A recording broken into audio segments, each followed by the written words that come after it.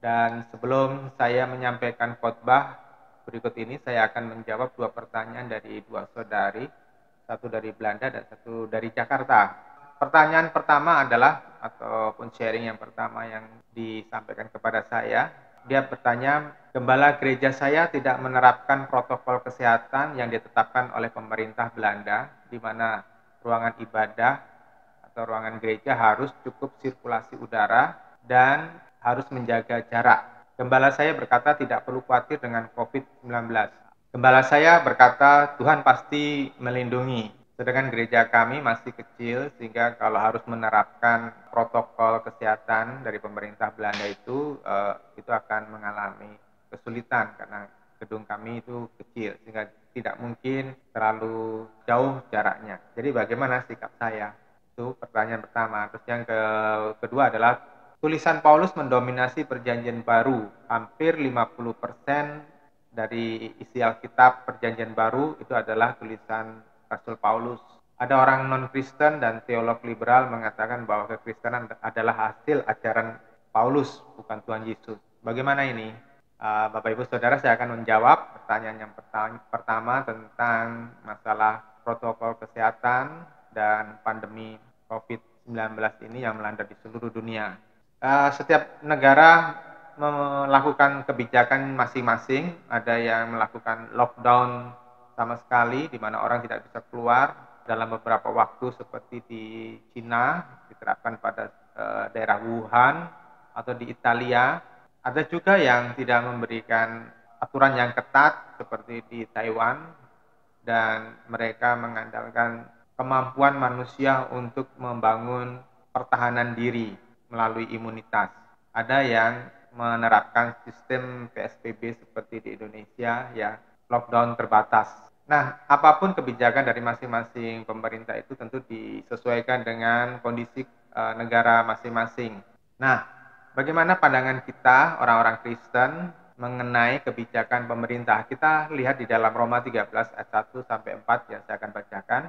Tiap-tiap orang harus takluk kepada pemerintah yang di atasnya, sebab tidak ada pemerintah yang tidak berasal dari Allah, dan pemerintah-pemerintah yang ada ditetapkan oleh Allah. Sebab itu barang siapa melawan pemerintah, ia melawan ketetapan Allah, dan siapa yang melakukannya akan mendatangkan hukuman atas dirinya. Sebab jika seorang berbuat baik, ia tidak usah takut kepada pemerintah, hanya jika ia berbuat jahat. Maukah kamu hidup tanpa takut terhadap pemerintah? Perbuatlah apa yang baik dan kamu akan beroleh pujian daripadanya. Karena pemerintah adalah hamba Allah untuk kebaikanmu. Tetapi jika engkau berbuat jahat, takutlah akan dia, karena tidak percuma pemerintah menyandang pedang. Pemerintah adalah hamba Allah untuk membalaskan murka Allah atas mereka yang berbuat jahat. Di sini Paulus mengajarkan, saudara, pada waktu Paulus menuliskan kitab Roma ini, dia belum dipenjara. Tetapi saya percaya bahwa pemikiran Paulus ini benar, ya, walaupun pada akhirnya dia terbunuh oleh Kaisar Nero yang menjadi raja pada waktu itu, karena Nero tidak memberikan izin kepada kekristenan berkembang. Tetapi satu prinsip bahwa pemerintah itu tidak ada yang bisa hadir di dunia ini tanpa dikendalikan atau dikehendaki oleh Tuhan. Di ayat 1 dikatakan tidak ada pemerintah yang tidak berasal dari Allah. Segala sesuatu diizinkan oleh Tuhan, terbentuk dan menjadi pemerintah, itu semuanya di dalam kontrol Tuhan. Kalau kita membaca dari Titus pasal 3 ayat yang ke-1, firman Tuhan katakan, ingatkanlah mereka supaya mereka tunduk pada pemerintah dan orang-orang yang berkuasa, taat dan siap untuk melakukan setiap pekerjaan yang baik. Saudara, kekristenan diajarkan untuk tidak memberontak kepada pemerintah yang sah. Memang ada pemerintahan yang jahat yang dipimpin oleh pemimpin-pemimpin yang gila dan menyesatkan seperti Kaisar Nero, Nebukadnezar. Kalau zaman sekarang itu kita mendengar, kita membaca sejarah tentang Hitler, Mussolini, Idi Amin, Stalin. Ini adalah orang-orang yang tidak menghargai perikemanusiaan. Nah, sekalipun mereka ini pemimpin-pemimpin yang kejam, pemimpin yang zolim begitu ya, tetapi kita diajarin bukan untuk memberontak dengan ini senjata ya, tetapi kita diajar di sini tentang tunduk kepada pemerintah dan kita berdoa supaya tangan Tuhan sendiri yang bekerja. Dan kita melihat dalam sejarah bahwa orang-orang seperti Nero, Hitler, Mussolini itu ditumbangkan bukan oleh orang-orang Kristen yang tekun berdoa dan merendahkan hati, tetapi akhirnya Tuhan pakai orang-orang lain, tangan orang lain untuk menumbangkan mereka. Nero akhirnya dikejar-kejar, diberontak oleh centurion atau pasukan kekaisaran itu sendiri. Hitler terpepet oleh pasukan merah atau Uni Soviet pada waktu itu, dan Mussolini akhirnya mati terbunuh oleh rakyatnya sendiri. Nah, saudara yang dikasih Tuhan, tugas kita adalah untuk berdoa bagi pemerintah, tugas kita untuk mentaati apa yang menjadi aturan yang tidak melawan firman Tuhan. Nah, dalam kaitan apa yang ditanyakan oleh saudara tadi tentang peraturan protokol kesehatan atau pembatasan jarak dan tata udara di dalam rumah ibadah, saya katakan bahwa itu baik, ya, tidak menyalahi prinsip firman Tuhan, dan itu bermanfaat sekali untuk kesehatan para jemaat. Nah, pertanyaannya, apakah kalau kita melakukan protokol kesehatan, apakah kita melawan firman Tuhan, atau paling tidak ada sebuah pertanyaan, kalau kita melakukan protokol kesehatan, apakah kita tidak punya iman atau kuasa ilahi untuk mengalahkan sakit penyakit? Saudara, masalahnya bukan itu.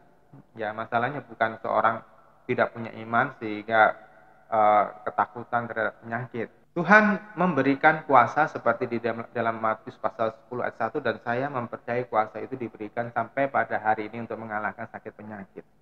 Tetapi pada masa-masa ini saya melihat cara Tuhan bekerja bukan hanya sekedar demo untuk melihat untuk melakukan mujizat, ya, serampangan gitu, asal-asalan gitu ya.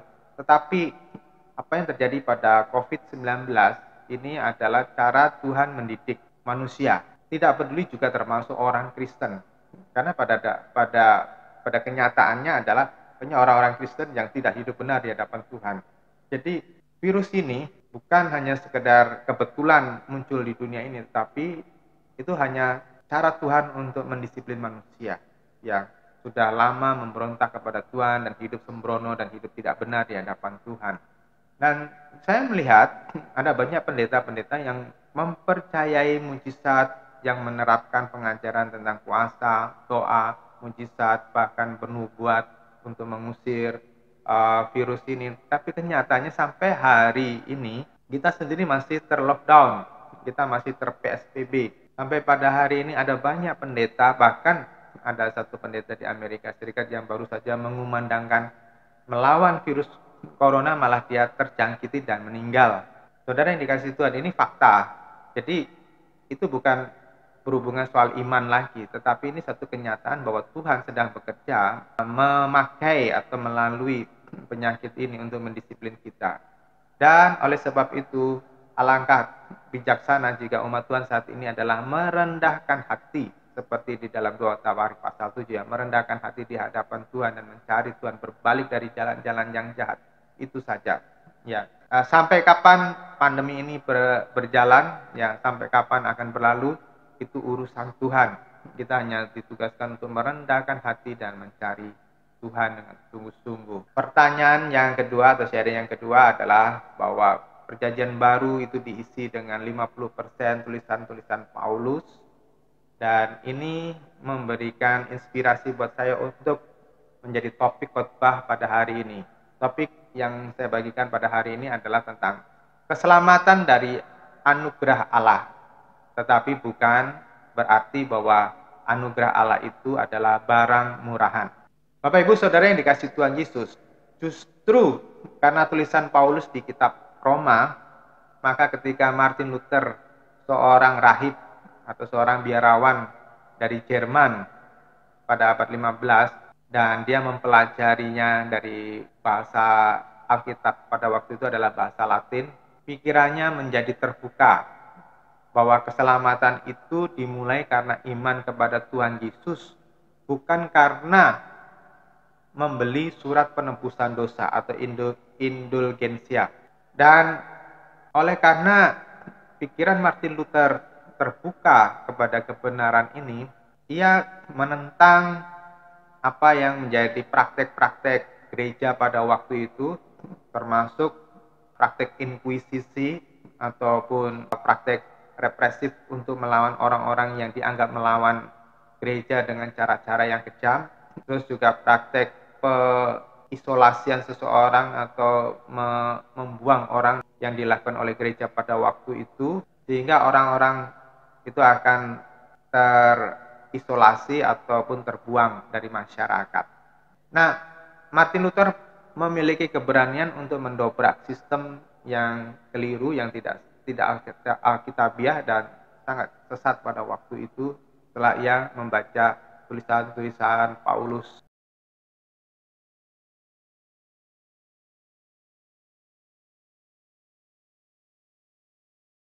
Akhir sebuah deklarasi yang dia rumuskan dalam 3 kata atau tidak 3 frase, yaitu sola fide, sola gratia, sola scriptura. Sola fide itu adalah hanya karena iman, sola gratia hanya karena anugerah, dan sola scriptura hanya karena firman Tuhan atau kitab suci. Dan ini mendobrak pemahaman bahwa keselamatan bukan karena telah menjadi anggota gereja pada waktu itu atau sekedar beragama Kristen, dan juga bahwa keselamatan itu bukan karena keturunan atau karena seorang saudaranya membayar surat penebusan dosa atau indulgensia tadi. Gerakan reformasi juga mengubah pemahaman bahwa otoritas tertinggi adalah firman Tuhan, bukan perkataan pemimpin tertinggi dari gereja atau sekelompok rohaniawan, tetapi firman Tuhan itu adalah yang terutama dan tidak dapat diubah walaupun oleh keputusan sidang gereja apapun. Namun reformasi Martin Luther belum mencapai titik kulminasi karena orang masih menyangka dengan mengakui ketuhanan Yesus mereka merasa bisa pasti masuk surga. Tapi pada kenyataannya, pada faktanya, banyak orang itu dapat kembali ke kubangan dosa atau tetap hidup di dalam kedagingan tanpa merasa takut, karena ada sebuah konsep yang disebut predestinasi, sebuah konsep yang sempit yang membutakan banyak orang merasa bahwa setelah memiliki Yesus maka dia boleh bebas hidup seperti semaunya sendiri, sehingga hidup yang berkenan kepada Tuhan, hidup yang kudus, hidup sesuai dengan kehendak Allah itu belum menjadi prioritas bagi banyak orang Kristen. Ya. Orang lantas mengira ada perbedaan antara ajaran Paulus dan Tuhan Yesus serta murid-murid lainnya yang dianggap berbeda dengan doktrin yang diajarkan oleh Paulus, terutama mengacu kepada kitab Yakobus dan Petrus. Nah, kita lantas bertanya, apakah demikian berbedanya doktrin antara Paulus dan rasul-rasul lainnya itu sedemikian tajam? Saudara yang dikasih Tuhan, ini masalahnya ya, karena apa? Ada satu kelompok mengangkat pengajaran dari kitab Roma, terutama dari pasal 5 dan pasal 10, Galatia pasal 3, seolah-olah orang cuma cukup percaya kepada Yesus sebagai Tuhan, lantas pasti selamat. Dengan dasar tadi, Roma pasal 3 dan pasal 10, Galatia pasal 3, maka dilahirkan doktrin sola fide, sola gratia, sola scriptura. Nah, kemudian pengikut Martin Luther namanya John Calvin itu merumuskan, mempertajamkan lagi menjadi doktrin predestinasi. Jadi ada orang yang sudah ditentukan untuk diselamatkan sejak dari awalnya, sejak sebelum lahir bahkan, ya, sehingga apapun perjalanan hidupnya pada suatu saat pasti akan diselamatkan karena sudah ditentukan oleh Tuhan. Sedangkan kelompok yang lainnya berkata bahwa perbuatan kebenaran yang menentukan kekudusan seseorang Kristen atau tidak, dan kekudusan hidup menentukan seorang Kristen layak diselamatkan atau tidak oleh Tuhan. Kekudusan adalah masalah mengerjakan kehendak Bapa. bukan melalui sebuah upacara. Kalau pada zaman Perjanjian Lama, seorang imam dinyatakan kudus setelah dia melalui suatu prosesi tertentu, ya, setelah dia melakukan korban tertentu. Sedangkan di dalam Perjanjian Baru, Alkitab mengajarkan bukan karena seorang melalui prosesi tertentu atau upacara tertentu sehingga dia menjadi kudus, tetapi seseorang menjadi kudus itu setelah dia mau dan berhasil menyunatkan hatinya, mematikan manusia lama dan masuk menjadi manusia yang baru atau dilahirkan baru yang dipimpin oleh Roh Kudus melakukan kehendak Bapa. Itulah kekudusan. Doktrin sola gratia hanya karena anugerah Tuhan tadi dipelesetkan oleh para teolog zaman sekarang yang saya sebut teolog ultra karismatik seperti orang-orang yang mengajarkan hyper grace atau anugerah super, ya, dan yang mengajarkan prosperity atau kemakmuran. Menurut saya ini terlalu berlebihan dan kebablasan sesatnya. Akhirnya pengajaran yang dipakai oleh iblis ini mengalihkan umat dari tugas pokok panggilan Kristus. Karena orang akhirnya tercondong pandangannya kepada masalah materi, kepada masalah duniawi. Umat didorong untuk mengejar materi, kesenangan, keinginan mata, dan keangkuhan hidup. Padahal kalau kita lihat di dalam 1 Yohanes pasal 2 yang 15-16, Alkitab mengatakan, janganlah kamu mengasihi dunia dan apa yang ada di dalamnya. Jikalau orang mengasihi dunia, maka kasih akan Bapa tidak ada di dalam orang itu. Sebab semua yang ada di dunia, yaitu keinginan daging, keinginan mata, serta keangkuhan hidup bukanlah berasal dari Bapa, melainkan dari dunia. Ya, ini jelas, tegas, saudara, bahwa seorang Kristen itu ditentukan oleh Tuhan tidak layak untuk mengambil bagian di dalam kesenangan dunia. Karena apa? Karena kesenangan dunia ini akan mengalihkan atau mencondongkan hati seseorang dari panggilan kudus Kristus kepada keinginan daging yang akan menyeret dia ke neraka. Umat didorong untuk mengejar materi, kesenangan, keinginan mata, keangkuhan hidup tanpa disadari. Nah, tidak ada maksud lain dengan mengeksploitasi iman untuk memaksa Tuhan memenuhi apa yang diminta, terutama masalah materi. Kalau itu bukan untuk tujuan memuaskan nafsu duniawi, seperti cinta uang, kesombongan, keserakahan, yang ujung-ujungnya adalah kenajisan. Karena firman Tuhan katakan, cinta akan uang itu adalah akar segala kejahatan. Memang ada orang-orang yang awalnya tulus, murni, yang menaruh pengharapan pada Tuhan, tetapi jika terus-menerus dimotivasi untuk mendapatkan keuntungan 100 kali, 60 kali lipat ganda, maka otak orang tersebut akan tercuci dan akhirnya akan berdagang dengan Tuhan, akhirnya akan memikirkan keuntungan-keuntungan materi atau finansial. Dan saya memiliki banyak bukti tentang kejahatan orang-orang tersebut. Dari orang-orang yang murni, akhirnya mereka tersalah jalan. Hal yang berikutnya adalah eksploitasi kuasa. Dan ini menarik para penginjil, ya. Orang-orang yang melayani atau orang-orang yang berada di wilayah gereja itu untuk berlomba menjadi public icon. Saya pernah mendapatkan seorang tamu dari Semarang yang mereka menyebut dirinya adalah Nabiah, karena ibu dan anak ini dia mendapatkan suatu karunia, tapi tanda petik, ya, dapat mendengar suara roh, dapat mendapat penglihatan begitu. Terus kemudian setiap kali kita berdoa dia mendapatkan penglihatan ini itu, ya. Tetapi setelah saya 2 minggu bergaul bersama dengan mereka, saya melihat sesuatu hal yang ganjil. Karena apa?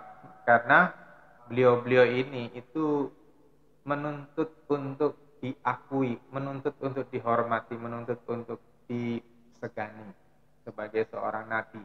Nah, saudara yang dikasihi Tuhan, saya melihat ini ada sesuatu yang salah. Karunia-karunia karunia-karunia roh, tanda-tanda ajaib dikejar bukan lagi murni untuk mengembangkan kerajaan Allah dan murni untuk memuliakan Tuhan, tetapi menjadi daya tarik untuk terkenal, untuk mendatangkan uang. Dan ya, saya akui saya pernah terjebak di sana dan ada kesombongan tersembunyi, merasa diri lebih dari yang lainnya, dan ini saya tahu ini merusak jiwa, sangat tidak baik ya, karena itu tidak murni lagi. Dan untuk itu saya mengajarkan, lihatlah seluruh Alkitab dengan lengkap, jangan sepotong-sepotong. Kesukaan kita itu adalah memotong satu ayat, terus kemudian kita menekankan ayat tersebut. Saya mempercayai pengilhaman dalam penulisan kitab suci orang Kristen itu berasal dari Roh Kudus. Terserah orang lain mau mengatakan apa, terserah orang lain atau saudara untuk mempercayai seperti apa, tapi saya percaya bahwa Roh Kudus Allah itu bekerja atau berkarya melalui intelektual seseorang, dan itulah yang disebut pengilhaman, untuk menuliskan apa yang dikehendaki Tuhan. Jadi dalam pewahyuan Alkitab kita mengenal ada dua jenis cara Tuhan untuk menyatakan kehendaknya. Pertama, melalui pewahyuan langsung atau khusus, di mana orang mendapatkan mimpi, di mana orang mendapatkan penglihatan seperti Daniel, ya, di mana orang mendapatkan pernyataan-pernyataan desibel dari Tuhan seperti Yeremia. Tetapi ada orang-orang yang dipakai oleh Tuhan itu melalui pengilhaman, jadi melalui intelektual mereka. Dan saya percaya bahwa Paulus benar-benar dipakai oleh Tuhan untuk menyampaikan pesan Allah kepada dunia. Nah, ini alasan saya, saudara perhatikan. Ada pernyataan tegas Tuhan sendiri di Kisah Para Rasul pasal 9 ayat yang ke-15. Orang ini adalah pilihan bagiku untuk memberitakan namaku kepada bangsa-bangsa lain, serta raja-raja dan orang-orang Israel. Ya, ini pernyataan Tuhan sendiri loh, bukan orang lain, ditulis oleh tabib Lukas. Nah, tulisan-tulisan Paulus tidak bertentangan dengan rasul-rasul lainnya, dan ini mudah sekali dijelaskan. Walaupun sepertinya orang langsung mengkotakkan ada kontradiksi antara pernyataan Paulus dan pernyataan Yakobus dan Petrus. Prinsip kebenaran yang disampaikan Paulus itu diakui menjadi satu prinsip Kristen yang unggul, dan beberapa prinsip tadi diadopsi menjadi prinsip universal. Misalnya prinsip-prinsip perkawinan. Ya, sekarang banyak orang menerapkan satu prinsip kawinan di mana suami itu menjadi kepala rumah tangga, monogami, prinsip kekudusan, hubungan rakyat dengan pemerintah, bahkan satu prinsip tentang peperangan rohani. Dan itu menjadi acuan bagi gereja-gereja modern untuk mereka berdoa syafaat, mereka berdoa untuk perkara-perkara roh.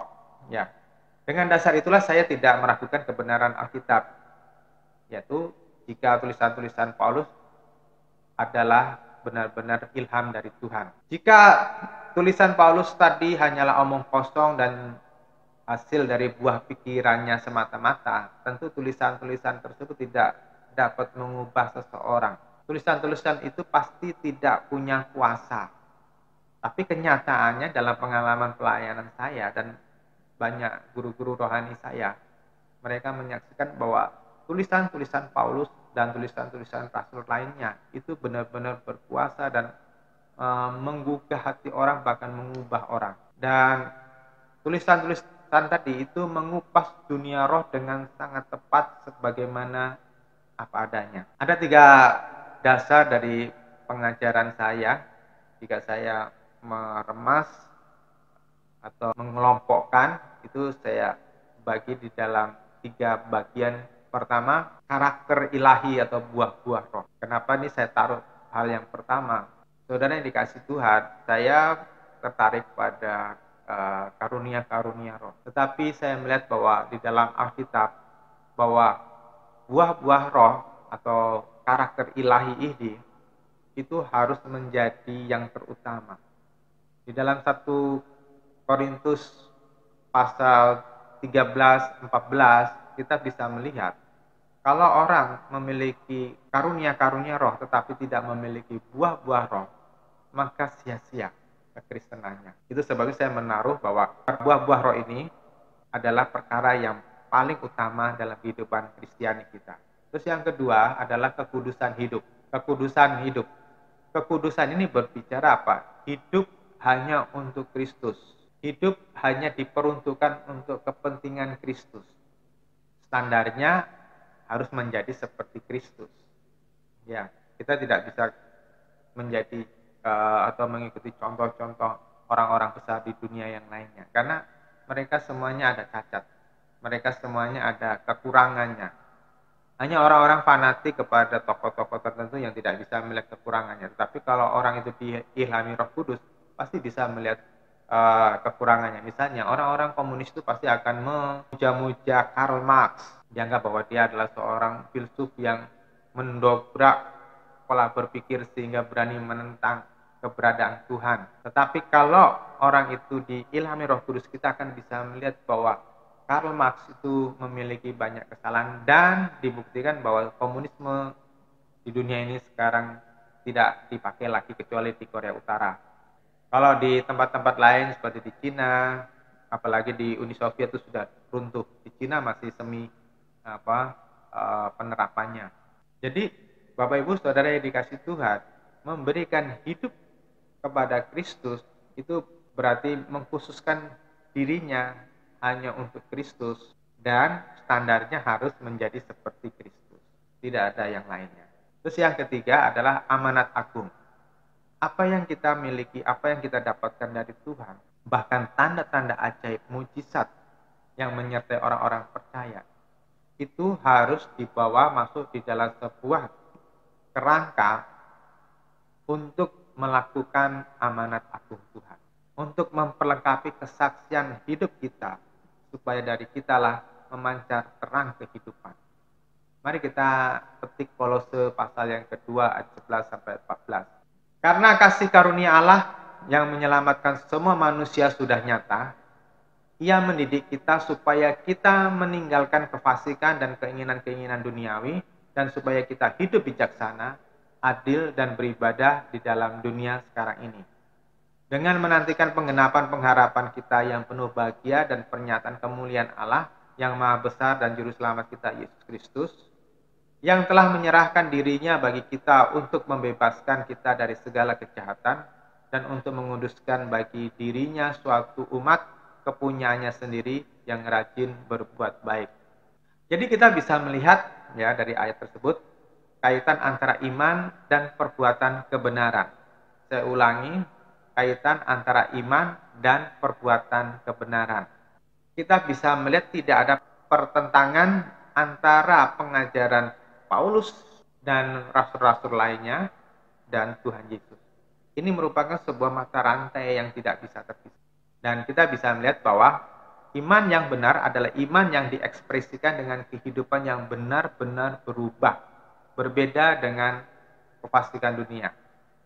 Tadi di dalam ayat 12 dia mengatakan, Ia mendidik kita supaya kita meninggalkan kefasikan dan keinginan-keinginan duniawi, dan supaya kita hidup bijaksana. Jadi saudara yang dikasih Tuhan, kasih karunia Allah itu akan mendorong kita masuk kepada dua perkara. Pertama, kita berubah, ya, mengalami transformasi yang membuat kita ini menjadi tidak sama lagi dengan dunia, tidak sama lagi dengan sifat-sifat kedagingan atau manusia lama.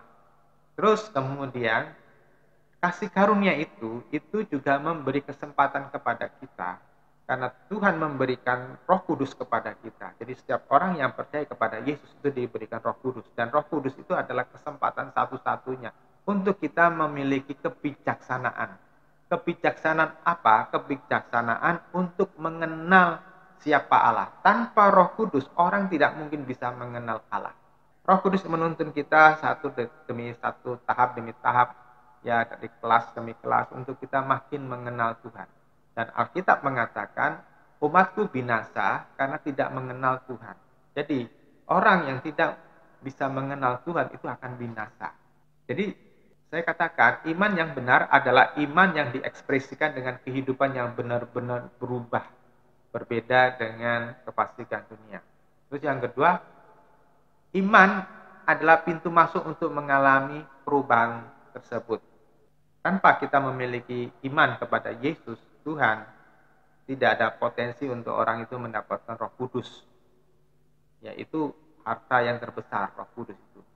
Dan orang tanpa Roh Kudus, orang tidak bisa masuk di dalam kebenaran. Orang tidak akan bisa mengerti kebenaran. Di dalam Yohanes pasal ke-8 ayat 31-32 saya akan bacakan. Maka katanya kepada orang-orang Yahudi yang percaya kepadanya, jikalau kamu tetap dalam firman-Ku, kamu benar-benar adalah murid-Ku dan kamu akan mengetahui kebenaran dan kebenaran itu akan memerdekakan kamu. Saya ulangi, kebenaran itu akan memerdekakan kamu. Saudara, saya mengulangi pernyataan Tuhan ini, kebenaran itu akan memerdekakan kamu, itu adalah penting. Jadi ketika saudara menerima Yesus sebagai Tuhan dan Juru Selamat, Tuhan memberikan Roh Kudus, Tuhan memberikan firman-Nya, dan ketika saudara mau menerimanya itu, maka firman Tuhan dan Roh Kudus itu akan mengubah saudara, akan memerdekakan saudara. Memerdekakan dari apa? Wong kita tidak dijajah oleh Belanda, Jepang, atau Inggris lagi, toh. Tetapi kita dimerdekakan dari sifat-sifat manusia lama. Orang yang merdeka itu tidak lagi tergantung kepada kesenangan dunia. Orang yang merdeka secara roh itu pasti tidak lagi memiliki karakter-karakter setan. Tidak lagi memiliki kesenangan-kesenangan yang jahat. Tidak lagi menyukai wilayah-wilayah kenajisan.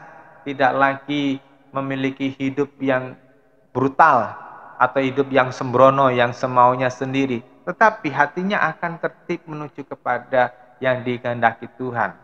Saya pernah berkata kepada seseorang begini, ketika seseorang itu sudah mencapai satu level rohani tertentu, maka orang nggak perlu dipaksa-paksa untuk tidak boleh nonton TV, tidak boleh nonton bola, tidak boleh nonton bioskop, tidak boleh jalan-jalan semaunya sendiri, tidak boleh karaokean, begitu ya. Itu semuanya nggak salah, satu kebiasaan seperti itu. Tetapi ketika seseorang sudah sampai ke level tertentu yang dari Tuhan tadi, itu semuanya tidak lagi menarik. Ya, kesenangan-kesenangan seperti itu tidak lagi menarik. Saya mau katakan tidak lagi menarik. Kenapa? Karena daya tarik utama dan kebahagiaan orang itu sudah tidak lagi ditentukan tadi hal yang seperti tadi ya, hobi, kesenangan, ya, makanan dan sebagainya ya.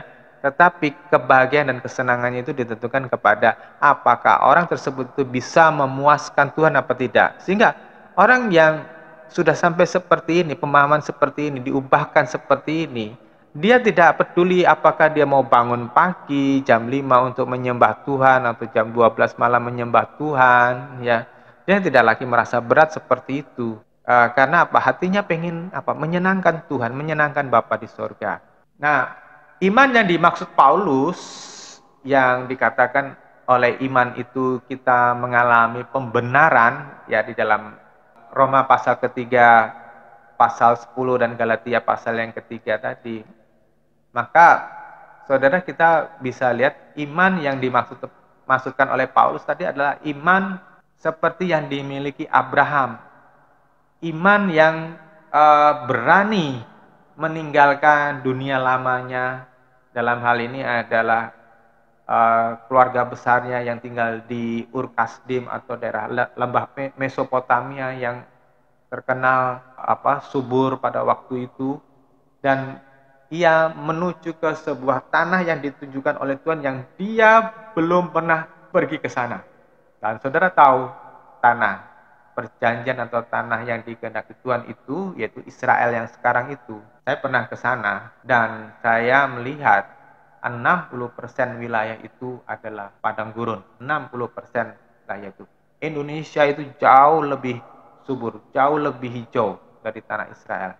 Jadi saudara bisa bayangkan Abraham yang menikmati keindahan dunia di lembah Mesopotamia menuju ke sebuah daerah atau wilayah yang gersang hanya 40%-nya saja yang hijau, yang subur begitu.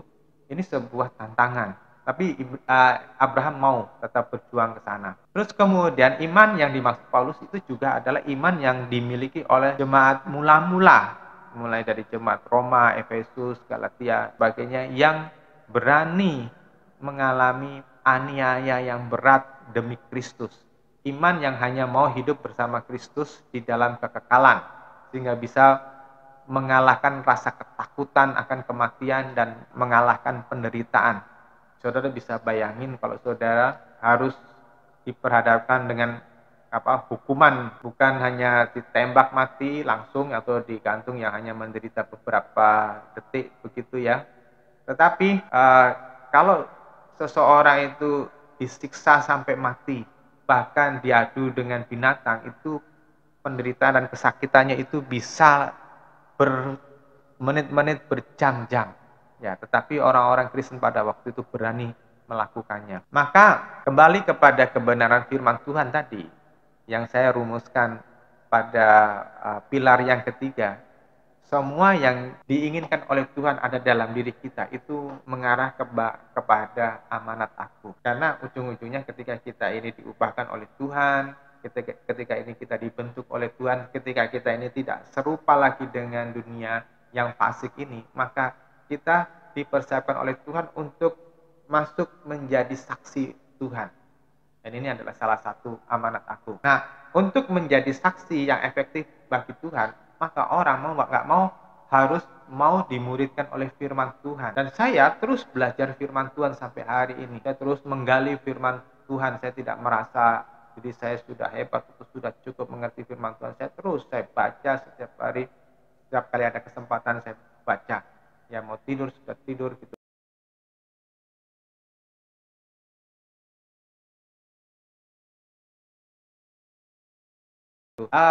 Ada orang yang pernah saya layani, minta dilayani pelepasan karena pernah mengalami sakit selama, kalau nggak salah itu hampir 11 tahun ya, sakit karena disantet ya, karena persaingan bisnis, terus kemudian dia disantet sama lawan bisnisnya. Dan untuk bisa, kebetulan ya orang ini orang kaya, dan untuk mencari pertolongan dia menghabiskan uang hampir 1 miliar selama 11 tahun itu untuk mendanai dukun-dukun, untuk membayar dukun-dukun untuk menolong dia. Memang kali sembuh gitu, tapi sebetulnya tapi sembuhannya itu hanya sebentar saja. Terus kemudian datang lagi ke dukun satu, ke dukun yang lainnya, sampai habis uang 1 miliar. Beliau ini datang untuk minta supaya saya langsung mendoakan dan melepaskan beliau gitu ya. Saya tidak langsung melakukannya, saya mengajari untuk ayo bertumbuh di dalam firman Tuhan. Ayo dimuridkan dulu agar di dalam hatinya tumbuh kebenaran. Sayangnya karena sudah terbiasa menjadi orang kaya yang serba main perintah, ya ayo kerjakan. Dan biasa selama 11 tahun itu dia bisa merintah dukun-dukun ini semaunya karena dia punya uang ya, dan suka main instan. Jadi untuk melalui fase dimuridkan firman Tuhan ini tidak sabar karena maunya instan, cepat, masalah beres. Saudara, kadang-kadang kita diizinkan mempunyai masalah ya, seperti kita yang alami saat ini, mengalami pandemi di mana-mana, mulai dari Aceh sampai ke Papua. Banyak orang menderita seperti ini, banyak orang yang terlockdown, banyak orang yang diisolasi. Saya pernah diisolasi juga selama 1 minggu, dan ini tidak menyenangkan, ya tidak menyenangkan. Yang biasa kita bisa pergi kemana-mana, terus nggak bisa pergi kemana-mana. Tetapi saudara yang dikasih Tuhan, kalau saudara mengerti apa yang diinginkan oleh Tuhan dari semua kejadian yang kita alami, dan kita mau belajar, maka kita akan menjadi bijaksana, kita akan mengerti. Oh, Tuhan sedang mendidik saya. Firman Tuhan katakan di dalam Ibrani pasal 12 ayat 6 itu, Tuhan mengajarkan kepada kita bahwa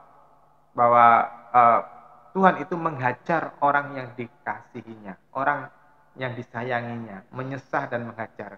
Kata mengajar di sini adalah dipukul berkali-kali. Kalau ada anak yang nggak tertib, ada anak yang semaunya sendiri, kan orang tuanya pasti akan berusaha untuk mengarahkan anak itu. Kalau sudah sampai batas tertentu tidak bisa diajar, ya harus ada pukulan sedikit gitu ya, tapi tujuannya untuk mendidik. Maka untuk mengerti kebenaran yang memerdekakan, orang harus bersedia dididik, dimuridkan oleh Tuhan. Kebanyakan dari kita ini suka sok tahu ya, kita merasa kita sudah jadi orang Kristen, kita sudah dibaptis, kita sudah bahkan sudah melayani. Jadi kita kadang-kadang besar kepala dan sok tahu. Tetapi kenyataannya kita seringkali tidak berubah. Nah, tujuan dari pemuritan tadi adalah sampai kita mengalami perubahan dan tidak lagi serupa dengan dunia. Tadi seperti Kolose 2 ayat yang 12 itu mendidik kita supaya kita meninggalkan kefasikan dan keinginan-keinginan duniawi, supaya kita hidup bijaksana, adil. Ya, kita maksudnya adil itu berarti kita bisa berinteraksi dengan orang lain dan kita bisa jadi berkat bagi orang lain, kita bisa menjadi terang bagi orang lain dan beribadah. Di Petrus dikatakan bahwa kita beribadah seperti yang dikehendaki Bapa, bukan beribadah dengan cara yang kita maui atau cara yang kita pikirkan. Kita seringkali keenaknya sama Tuhan. Kita mengatakan, Tuhan, saya mau beribadah dengan caraku ya Tuhan, bukan dengan caramu. Engkau harus mengikuti liturgi tata cara yang aku pahami ini ya Tuhan. Kita kadang-kadang suka seperti itu. Tapi kita tidak memperhatikan apa isi hati Tuhan. Ya, Tuhan mau di dalam Roma 12 ayat 1, persembahkanlah hidupmu sebagai persembahan yang hidup, yang kudus dan yang berkenan. Itu adalah ibadahmu sejati. Jadi hidup ini adalah ibadah. Maka saudara nggak bisa gunakan hidupmu ini semau-maumu sendiri. Misalnya saya beribadah kepada Tuhan setiap hari 1 jam, setengah jam, pagi hari, ya, seakan-akan menjadi orang yang suci, menjadi santo, santa begitu. Tapi setelah jam-jam berikutnya kita bisa berkelakuan yang bertolak belakang dari firman Tuhan. Sangat berbeda, menjadi orang-orang yang berbeda. Dan apa bedanya kalau saudara seperti itu dengan orang-orang yang mempunyai kepribadian ganda atau bipolar? Nah, ini orang-orang gila ini. Nah, saudara yang dikasih Tuhan, maka jawaban bagi saudara yang mempertanyakan apakah tulisan Paulus yang hampir 50% dari seluruh perjanjian baru ini dapat dipertanggungjawabkan sebagai kitab suci orang Kristen, saya katakan bisa. Ya, karena pada kenyataannya bahwa pengajaran yang dibagikan oleh Paulus itu tidak bertentangan dengan pengajaran Tuhan Yesus supaya orang menjadi serupa dengan Kristus dan tidak berbeda dengan pengajaran rasul-rasul yang lainnya. Cuma di sini kita semuanya membutuhkan hikmat, membutuhkan pengertian dari Tuhan supaya kita bisa membedah firman Tuhan ini dan mengertinya secara keseluruhan. Dan ketika kita mengertinya secara keseluruhan, maka engkau akan menjadi orang yang berbeda. Maka engkau seperti di dalam 2 Timotius pasal 2 ayat ke-21, engkau akan dipakai menjadi alat Tuhan. Dan saudara yang dikasih Tuhan, jika engkau dipakai oleh Tuhan menjadi alatnya untuk maksud yang mulia, saudara yang dikasih Tuhan, saya katakan, itu adalah anugerah yang tertinggi, itu adalah satu kesempatan emas, kesempatan yang tiada taranya. Kenapa? Disitulah saudara memiliki kesempatan nanti untuk masuk di dalam tahta kemuliaan Tuhan. Di situ engkau akan mendapatkan sebuah suara yang mengatakan, inilah anakku yang kukasihi. Saudara mau? Tuhan Yesus memberkati.